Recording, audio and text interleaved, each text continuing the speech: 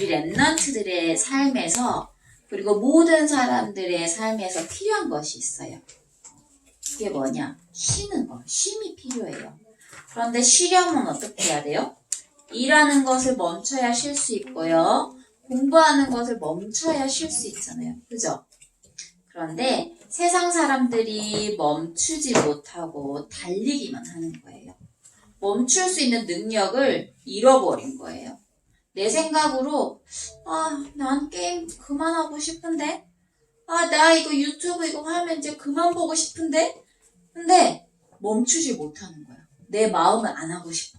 이제 그만하고 싶어. 근데 계속 하고 있는 나를 발견하는 거지. 사모님의 과거를 얘기하자면 옛날에 사모님이 게임 중독이었어요. 게임 중독. 그래서 게임을 자는 때 빼고는 게임을 했어요. 어느 정도까지 했냐? 게임을 해가지고요. 1등 탔어요, 1등. 그래가지고 1등 타면 뭘 주냐? 현금도 주고요. 상품도 주고요. 그래서 100만 원 넘는 상품도 타봤어요. 그런 경험이 있어요. 이렇게 그냥 보기엔 모르겠죠. 근데 그런 게임에 중독된 그런 시절이 있었어. 근데 그때 밤새도록 게임하고 앉아있는 거예요. 컴퓨터 앞에서. 그래서 난 자고 싶어. 자야 돼. 근데 딱 자려고 하잖아요. 그러면 다시 또 게임이 생각나는 거야. 그러면 껐다가도 다시 켜고 또 다시 하고 있는 거야. 내 머릿속은 내 뇌는 야 너 자야 돼 해. 사모님의 몸은 너 자야 돼. 피곤하니까 자야 돼. 근데 절대 그게 안 되는 거야. 내 마음대로 내 몸이 조절되지가 않아. 왜 그럴까?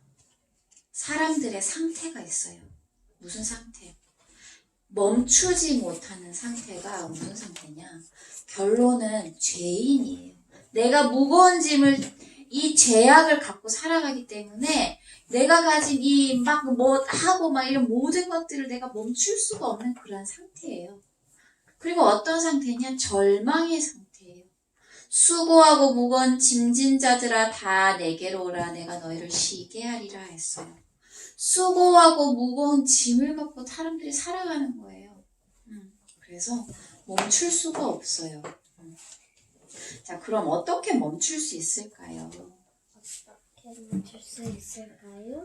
죄인인 내가요. 하나님의 은혜가 필요함을 아는 것부터 시작이 되어져요. 나의 진짜 문제가 뭐예요? 나 공부 못해요. 나 몸이 약해요. 우리 집은 이래요. 그게 진짜 문제일까요? 그건 진짜 문제가 아니에요. 영적인 부분을 볼 수 있어야 된다는 거예요. 그때 하나님이 치유하시고 인도하신다는 거예요.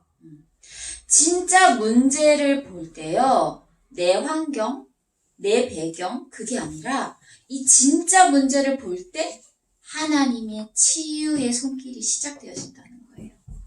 자, 그 다음에 진짜 답을 알 때 멈출 수 있어요. 수고하고 무거운 짐을 진 절망의 상태에 내가 회복할 수 있는 유일한 길은 뭔지 알아요? 우리 랩런트 다 알잖아요. 이분 누구예요? 예수 그리스도.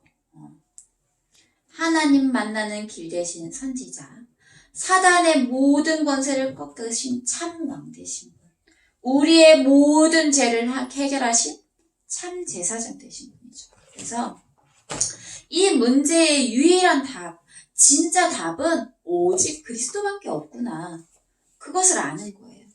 우리가 소파 되게 편안한 거 있잖아요. 소파도 막 비싼 거는 몇 천만 원짜리도 있어요. 근데 그런 소파에 앉으면 어때요? 편안하겠죠. 침대도 좋은 거에 누우면 편안해요. 좋은 차 타고 하면요. 내 몸이 편안한 걸 느끼잖아요. 그죠? 근데 그런 편안한 거 말고 인간의 영적인 문제 그런 부분들은 근본 문제는 절대 그걸로 해결할 수 없어요. 사람을 죽인 살인자한테요. 야, 너 그거 문제 아니야. 이렇게 할 수 있어요? 사람을 죽였는데? 응? 살인하는 거는 문제예요. 사람을 죽인 거는 문제예요. 그런데 어떤 게 문제냐? 그 사람이 살인을 할 수밖에 없는 진짜 문제와 진짜 답을 전달을 해야 되는 거예요. 살인이 문제야. 너 잘못해서 그 사람을 율법으로 정죄하는 게 아니라 그 사람이 그 살인을 이 사람을 죽일 수밖에 없는 영적인 배경이 있어요. 영적인 문제가 있다니까요. 그거를 알려주고 그 해답을 제시를 해줘야 돼요. 그래서 진짜 문제가 무엇인지, 진짜 문제가, 답이 무엇인지 몰라서 방황하는 사람들이 현장에 너무 많아요. 우리 랩런트 주변의 친구들이요, 다 잘 지내는 것 같아 보이죠. 그런데 다들 사람들이 알지 못하는 영적인 문제를 갖고 있어요. 친구에게도 말하지 못하는, 친한 친구에게조차 말하지 못하는 영적 문제를 가지고 있을 수 있어요. 그래서 우리 랩런트들이 주변 친구들을 놓고 기도해야 되는 이유가 바로 그거예요. 왜? 어느 날 이 친구의 영적인 문제가 드러났을 때 복음을 전달해 줄 수 있잖아요. 사모님이 본부에 그 찬양하는 거기에 이제 되게 친한 동생들도 있고 같이 이제 랩런트들이 찬양하고 했는데 사모님하고 되게 친한 사람이 있었어요. 밥도 같이 먹고요. 그리고 목사님하고 처음 만나는 자리에도 함께 있었고 되게 친한 사람이었어요. 근데 나중에 어떠한 영적 문제가 발견됐냐? 이렇게 찬양을 하면 무대에 서잖아요. 그러면 가방을 다 놔두고 무대에 서잖아요. 그러면 갔다 오면 지갑이 다 없어지는 거예요. 사람들 지갑이. 그래서 이게 뭔 일이야? 왜 지갑이 하나둘씩 없어져? 그랬는데 알고 보니까 그 친구가 가져갔다는 게 이제 드러나게 된 거예요. 근데 그 친구가 어떤 친구인지 알아요? 노래를 너무 잘하는 친구예요. 사람들이 그 친구의 노래를 들으면 이야 진짜 너는 하나님이 은혜를 주셨다. 그럴 정도로 노래를 너무 잘하는 친구예요. 거기다가 PK예요. PK. PK면 뭐예요? 목사님 자녀예요. 그래서 사람들이 이 친구의 영적인 문제를 알았어요? 몰랐어요? 아무도 몰랐어요. 근데 이 친구의 문제가 드러나고 하나님께서 이제 그거를 치유하기 시작을 하시겠죠. 그죠? 그래서 문제가 드러나는 걸 그걸 또 문제 삼으면 안 돼요. 그걸 통한 또 하나님의 계획을 발견하고 그 친구에게 오직 복음을 심는 그런 기회가 돼야 된단 말이에요. 그래서 주변의 친구들, 내가 아는 사람, 겉으로 보기에는 아무렇지 않은 사람도 반드시 내가 해결하지 못하는 영적인 문제를 갖고 있다는 거를 우리 랩런트들 잊지 말아요. 자꾸 이걸 까먹으면요. 친구가 내가 좋아하는 뭔가를 가졌으면 부러워해요. 우와 좋겠다. 나도 저거 갖고 싶다. 막 이러고. 응? 결국에는 영적인 눈으로 보지 못하고 육신적인 눈으로 친구를 보게 되는 거예요. 그래서 진짜 복음의 눈으로 볼 수 있길 바랍니다. 어떻게 멈출 수 있냐? 진짜 누림이 되어져야 돼요. 시편 23편에 보면 다윗이 고백해요. 여호와는 나의 목자시니 내게 부족함이 없으리로다. 언제 이런 고백을 했나? 다윗이 정말 평안할 때 이런 고백을 한 게 아니에요. 쫓기고 있을 때, 군사들이 다윗을 잡으려고 죽이려고 쫓아올 때 이런 고백을 했다니까요. 목숨이 위태로운 상황이었어요. 죽을 수도 있는 상황이었어요. 그런데 다윗이 뭐라고 했냐면 여호와는 나의 목자시니 나는 부족함이 없어. 그렇게 고백했어요. 쉴만한 물가로 나를 인도하신다고 했어요. 우리 랩런트들이 공부 다 하고 세상에 나가기 전에요. 이런 진짜 누림이 회복되어져야 돼요. 그렇지 않으면요. 이 힘이 없이 세상에 나가잖아요. 그러면 사람과 갈등이 시작되고요. 맨날 이 사건과 일에 늘 치여서 살아가게 돼요. 그래서 결국에는 지쳐요. 영적 힘이 없으면. 그래서 진짜 누림을 회복해서 우리 렘넌트들이 믿음의 그릇을 준비해야 돼요. 한나가요. 시대적인 진짜 문제를 정확히 보고요. 언약을 붙잡았고 그 속에서 태어난 인물이 누구였을까? 사무엘이었어요. 자, 사무엘이 태어난 시대는요. 블레셋 시대예요. 이스라엘 백성들이 뭐 하고 있어요? 우상을 섬겼어요. 복음을 몰랐어요. 복음을 또 놓쳤어요. 말씀이 희귀해졌다 했어요. 그 말은 말씀이 끊어진 상태란 말이에요. 그런 때에 하나님께서 사무엘이 태어나게 하신 거예요. 근데 어느 정도였냐면 블레셋이요. 이스라엘 백성을 약탈하고요. 막 공격했는데요. 언약궤까지 빼앗았어요. 언약궤까지 이제 이스라엘 백성이 빼앗긴 거죠. 그런데요, 오히려 어떻게 됐는지 알아요? 전쟁에 져가지고 이스라엘 백성이 언약궤를 빼앗겼는데 오히려 블레셋 나라의 재앙이 임하게 되는 거예요. 어떤 재앙? 블레셋 사람들이 언약궤를 빼앗아가지고 아스돗으로 가져가서 우상인 다곤 신전에 이렇게 언약궤를 두게 돼요. 그런데요, 다곤의 우상이 어떻게 돼 있어요? 우상이 쓰러져 있는데 언약궤 앞에 절하고 있었어요. 맞아요. 우상이 하나님 언약궤 앞에 이렇게 엎드려 있는 거예요. 그래서 병사들이 이거 왜 넘어졌지? 하면서 다시 이렇게 올렸어요. 근데 다음날 보니까 부셔져 있어요. 다곤 신상에 목이 잘려 있고요. 양 손목이 잘린 채로요. 하나님 언약궤 앞에 엎드려져 있는 거예요. 이것뿐만이 아니에요. 하나님이 이 아스돗, 그러니까 언약궤를 둔 그 지역에 전 지역에 독한 종기를 막 퍼뜨리세요. 그래서 언약궤를 가득 옮겼어요. 그런데도 그런 일이 일어나는 거예요. 그래서 또 에그론으로 옮겼어요. 그런데 옮기는 곳마다 어떻게 됐어요? 다 일어났어요. 전부 다 막 피부병, 심한 피부병이 막 시작되고요. 사람들이 막 죽기 시작하는 거예요.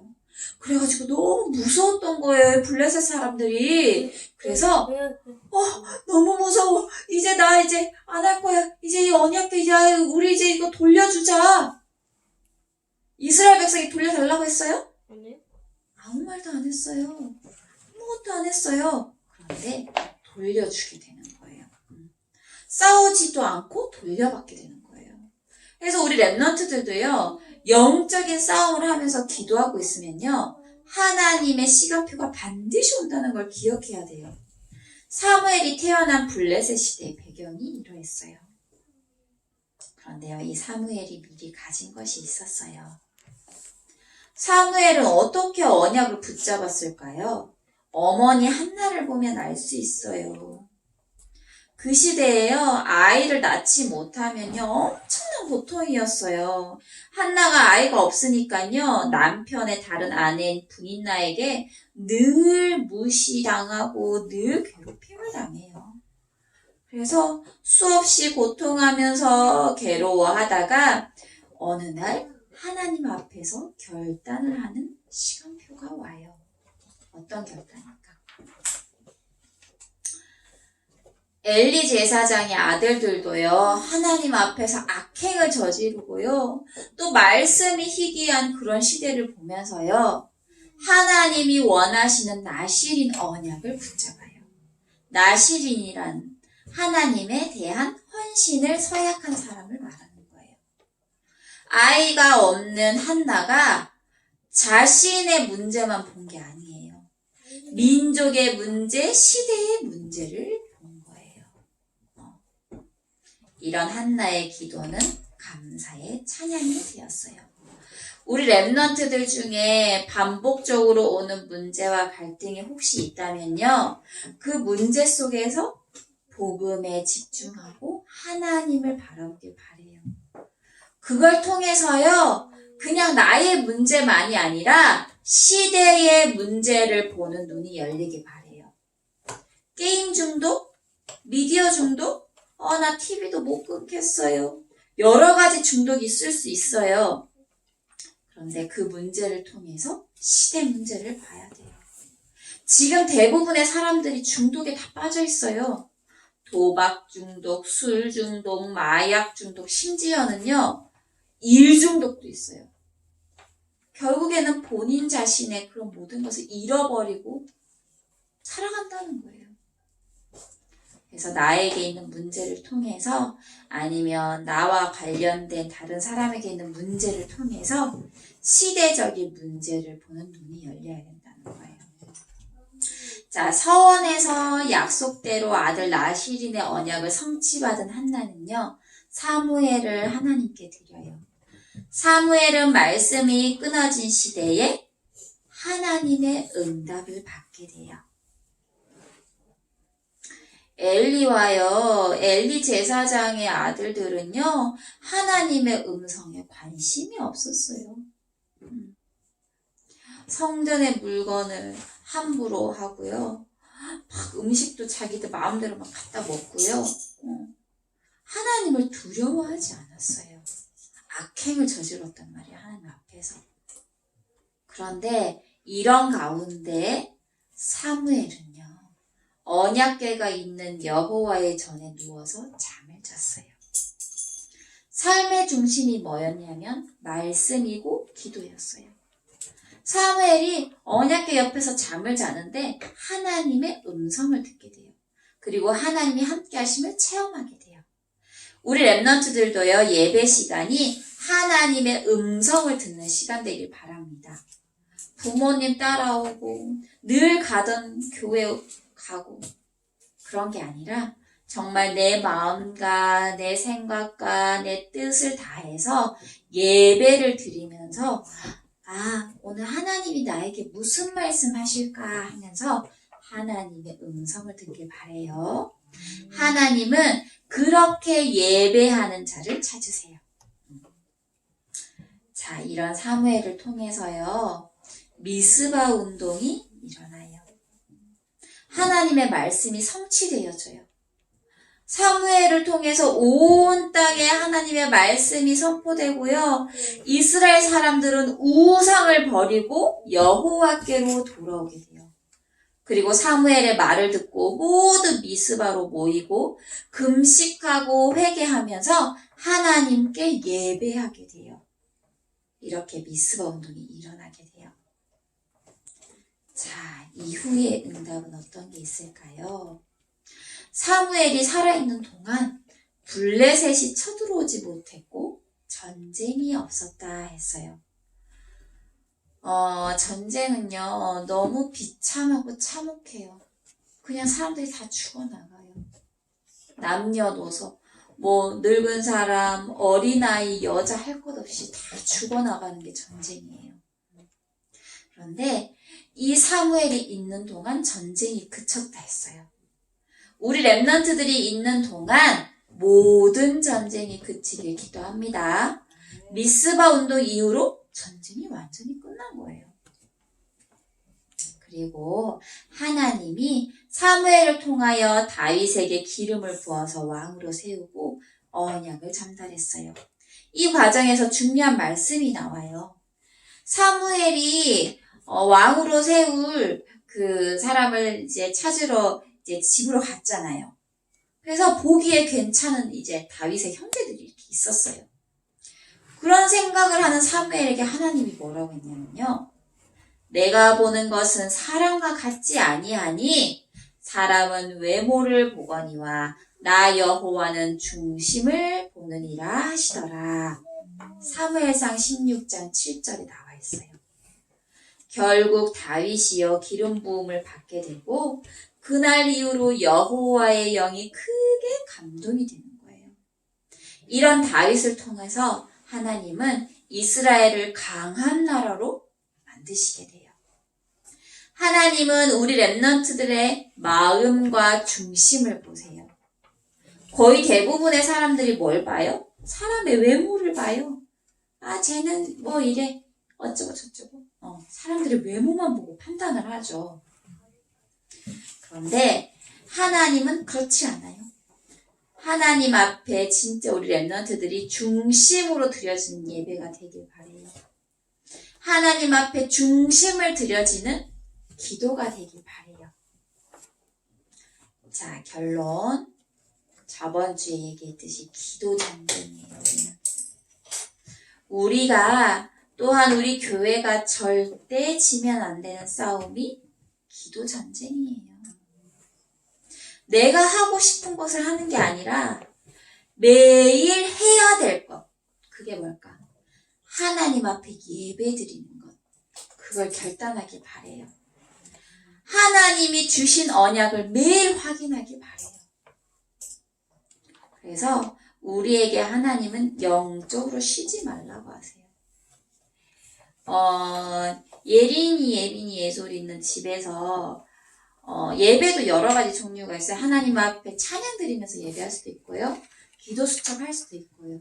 예린이, 예솔이는 영상을 보는 게 있어요. 예배 보는 영상. 그래서 그거를 매일 메시지를 들어요. 한 25분에서 30분 되거든요. 그래서 그걸 가지고 포럼하고 대화하고 그렇게 하고 있어요. 그래서 우리 렘넌트들 나름의 예배 드리는 그러한 시스템을 세워지길 바래요. 그래서 하나님께서 우리에게 뭐라고 하시냐면요. 영적으로 쉬지 말라고 하세요. 어떻게? 데살로니가 전서 5장 17절에 보면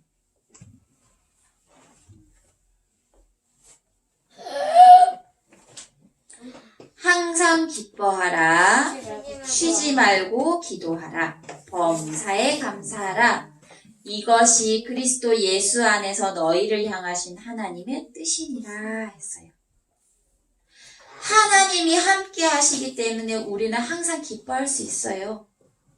다윗이 그랬잖아요. 쫓기는 과정 중에서도 여호와가 나와 함께 하시니까 난 부족함이 없다 했어요. 쉬지 말고 기도하래요. 어떠한 환경과 문제 가운데서도요. 모든 것을 기도로 연결시킬 수 있는 렘넌트 되길 바래요. 그리고 진짜 예수가 그리스도 대신에 이 복음을 우리가 알았잖아요. 복음을 받았어요. 그래서 범사에 감사할 수 있어요. 이것이 그리스도 예수 안에서 너희를 향하신 하나님의 뜻이래요. 우리 예빈이를 향한 하나님의 뜻이에요. 우리 다은이를 향한 하나님의 뜻이란 말이에요. 그래서 하나님의 뜻은 다른 게 아니구나. 내가 항상 기뻐하는 거구나. 쉬지 말고 기도하는 거구나. 범사에 감사하는 거구나. 이번 한 주간 이 말씀을 묵상하길 바래요. 그래서 하루는 24시인데요. 24시간이잖아요. 진짜 이 하루 종일 24시간 내도록 하나님과 소통하는 렘넌트 되도록 기도합니다. 자, 우리 암송 할 거 다시 한번 볼게요. 요한복음 8장 44절 말씀. 요한복음 같이 한번 읽어볼게요. 시작. 요한복음 8장 44절 말씀. 너희는 너희 아비 마귀에게서 났으니 너희 아비의 욕심대로 너희도 행하고자 하느니라. 그는 처음부터 살인한 자요 진리가 그 속에 없으므로 진리에 서지 못하고 거짓을 말할 때마다 제 것으로 말하나니 이는 그가 거짓말쟁이요 거짓의 아비가 되었음이라. 아멘. 요 말씀을 암송하면서 우리 렘넌트들 영적 사실을 기억하길 바래요. 사단이 있다. 동생하고 싸울 때도, 언니하고 싸울 때도, 오빠하고 싸울 때도 배후에 사단이 있음을 기억해야 돼요. 영적 싸움 해야 된다니까요. 육신적으로 싸우는 거 아니에요. 우리의 싸움은 혈과의 육을 상대함이 아니라고 했어요. 악한 영들에 대한 싸움이라고 했어요. 그것을 기억하길 바랍니다. 네. 자, 이 미션. 우리 나에게 주신 말씀과 기도에 대해서 선생님하고 포럼하고요. 복음을 전하고 싶은 친구 한번 적어보고 같이 기도해요.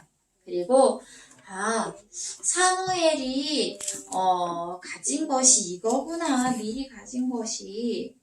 그럼 나는 어떤 실천을 해야 할까? 그거에 대해서 또 선생님하고 포럼을 해보길 바랍니다. 네.